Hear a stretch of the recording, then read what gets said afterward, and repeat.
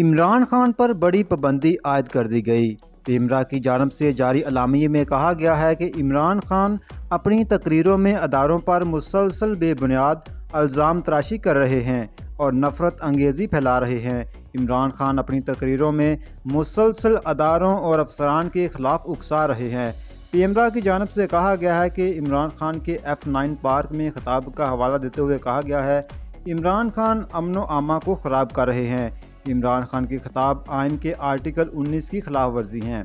پیمرا اعلامیے کے مطابق عمران خان کی نفرت انگیزی سپریم کورٹ کے سو موٹو کیس میں فیصلے کے خلاف ہیں۔ عمران خان کی تقریروں کا مواد لاہور ہائی کورٹ کے فیصلے کے بھی خلاف ہے۔ عمران خان کے خطابات پیمرا قوانین کی کھلم کھلا خلاف ورزی ہیں۔ اب عمران خان کی صرف ریکارڈ کی گئی تقریر نشر کی جائیں گی۔